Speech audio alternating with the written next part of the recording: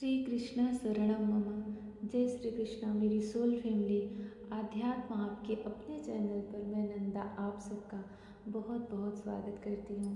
श्रीमद् भागवत महापुराण का पंचम स्कंद चल रहा है और भगवान श्री हरि नारायण की रची हुई इस सारी सृष्टि का विस्तार से वर्णन चल रहा है। इसमें लोकालोक पर्वत 6 वर्ष और भगवान की और भी जितने स्वर्ग से नीचे के स्थान हैं, स्वर्ग के ऊपर के स्थान हैं, उन सब का क्रम से वर्णन चल रहा है।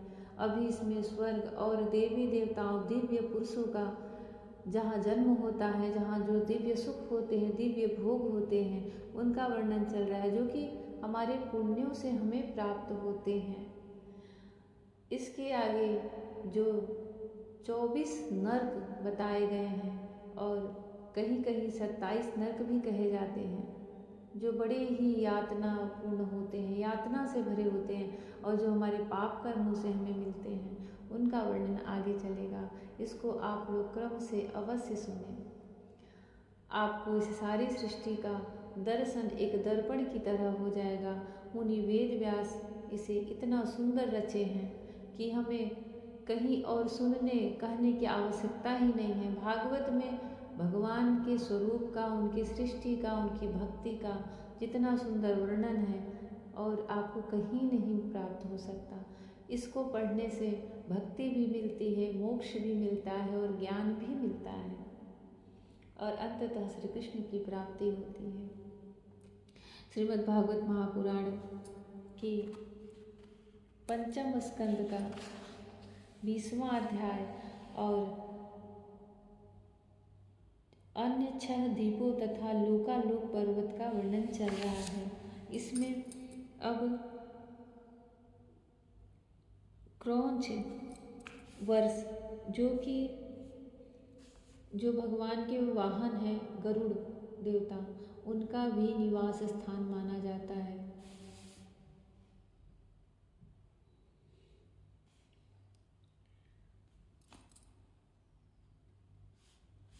वहीं पर उसके आगे का वर्णन प्रारंभ हो रहा है।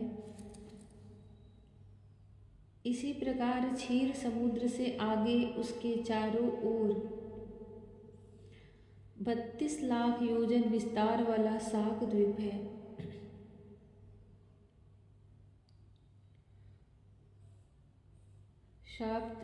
शाक द्वीप है जो अपने ही समान परिमाण वाले मट्ठे के समुद्र से घिरा हुआ है। इसमें शाक नाम का एक बहुत बड़ा वृक्ष है, वही इस क्षेत्र के नाम का कारण है। इसकी अत्यंत मनोहर सुगंध से सारा द्वीप महकता रहता है।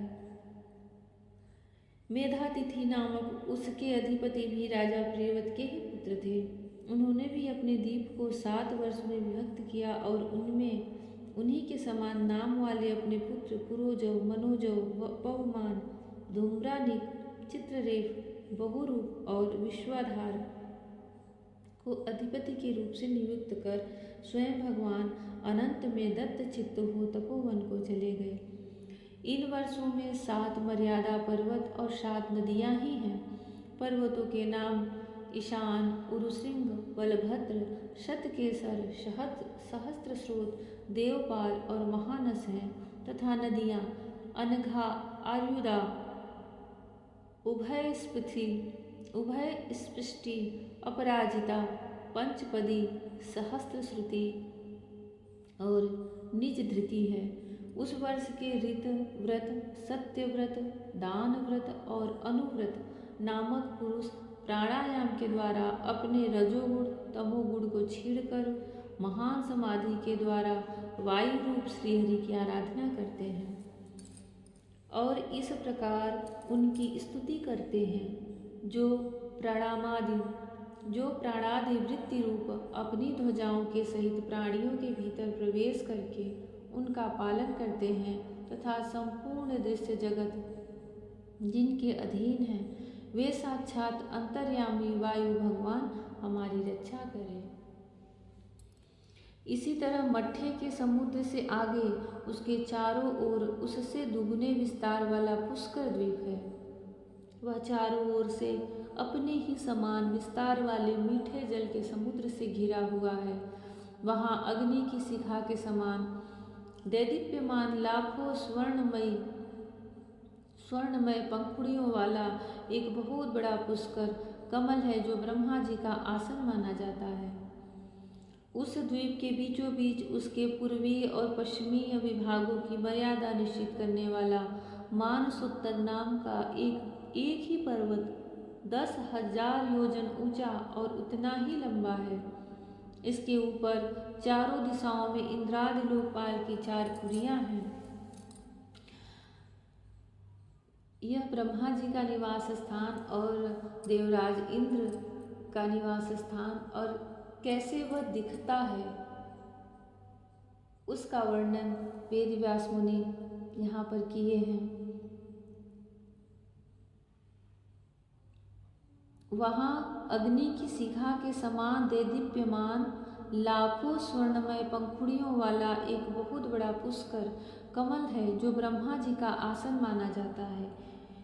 उस द्वीप के बीचों बीच उसके पूर्वी और पश्चिमी भागों की मर्यादा निश्चित करने वाला मानसोत्तर नाम का एक ही पर्वत है। यह 10,000 योजन ऊंचा और उतना ही लंबा है। इसके ऊपर चारों दिशाओं में इंद्रादि लोकपाल की 4 पुरियां हैं। इन पर मेरु पर्वत के चारों ओर घूमने वाले सूर्य के रथ का संवत्सर रूप पहिया देवताओं के दिन और रात अर्थात उत्तरायण और दक्षिणायन के क्रम से सर्वदा घूमा करता है। उस द्वीप का अधिपति प्रियव्रत पुत्र विधिहोत्र भी अपने पुत्र रमणक और धाती की को दोनों वर्षों का अधिपति बनाकर स्वयं अपने बड़े भाइयों के समान भगवत सेवा में ही तत्पर रहने लगा था। वहाँ के निवासी ब्रह्मरूप भगवान श्रीहरि की ब्रह्म सालोक्यादि की प्राप्ति कराने वाले कर्मों से आराधना करते हुए इस प्रकार स्तुति करते हैं। जो साक्षात कर्मफल रूप हैं और एक परमेश्वर में ही जिनकी पूर्ण स्थिति है तथा जिनकी सब लोग पूजा करते हैं, ब्रह्म ज्ञान के साधन रूप उन अद्वितीय और शांत स्वरूप ब्रह्म मूर्ति भगवान को मेरा नमस्कार है। श्री सुखदेव जी कहते हैं, राजन, इसके आगे लोकालोक नाम का पर्वत है।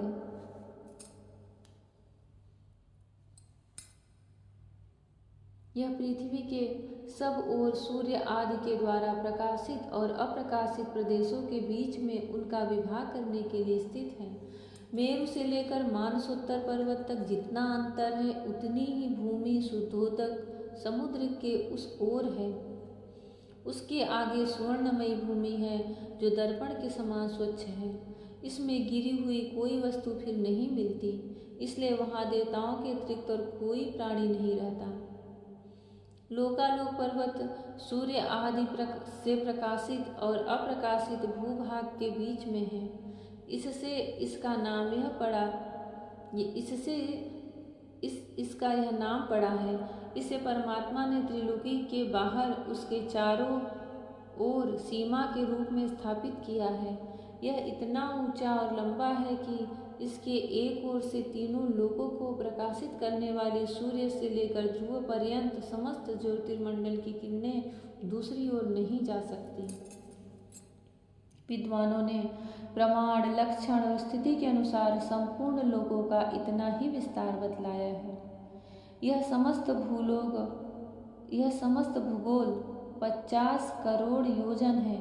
इसका चौथाई भाग अर्थात 12.5 करोड़ योजन विस्तार वाला यह लोकालोक पर्वत है।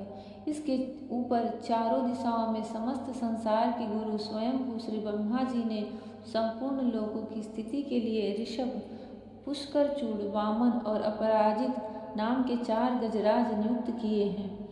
इन दिग्गजों की और अपने अंश स्वरूप इंद्रादि लोकपालों की विविध शक्तियों की वृद्धि तथा समस्त लोगों के कल्याण के लिए परम ईश्वर के अधिपति सर्वांतर्यामी परम पुरुष श्री हरि अपने विश्वक्षेण आदि पार्षदों के सहित इस पर्वत पर सब ओर विराजते हैं। वे अपने विशुद्ध सत्व श्री विग्रह, जो कि धर्म, ज्ञान, वैराग्य और ईश्वर आदि 8 महासिद्धियों से संपन्न हैं, धारण किए हुए हैं। उनके कर कमलों में शंख चक्र आदि आयुध सुशोभित है। इसी प्रकार अपने योग माया से रचे हुए विविध लोकों की व्यवस्था को सुरक्षित रखने के लिए वे इसी लीलामय रूप से कल्प के अंत तक वहाँ सब ओर रहते हैं। लोकालोक के अंतर्वर्ती भूभाग का जितना विस्तार है, उसी से उसके दूसरी ओर के अलोक प्रदेश के परिमाण की भी व्याख्या समझ लेनी चाहिए। उसके आगे तो केवल योगेश्वरों की ही ठीक ठीक गति हो सकती है। यह उस पर्वत के एक तरफ के भाग का वर्णन था।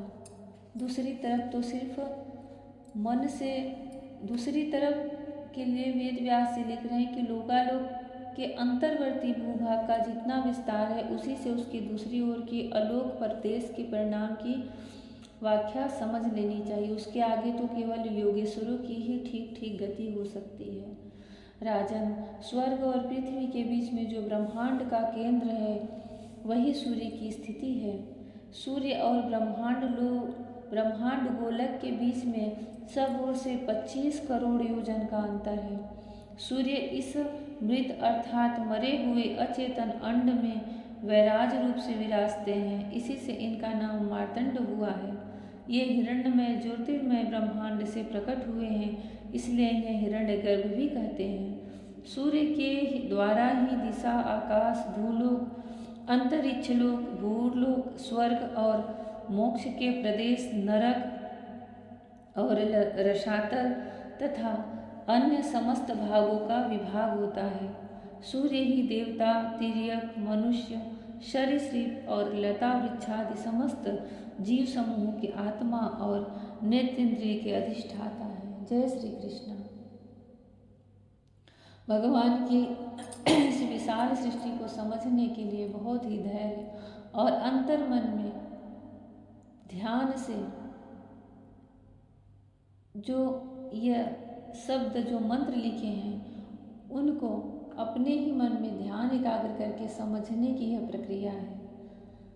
पूरी सृष्टि कैसी दिखती है, जितना वेद व्यास मुनि अपने अनुमान से, ज्ञान से इस भागवत में रचे हैं, हम उसका थोड़ा सा भी अंश समझ लें तो धन्य हो जाए, कृतकृत्य हो जाए।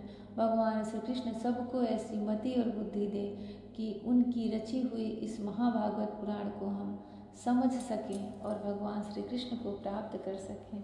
जय श्री कृष्ण। राधे राधे। जय श्री कृष्ण। हरि ओम।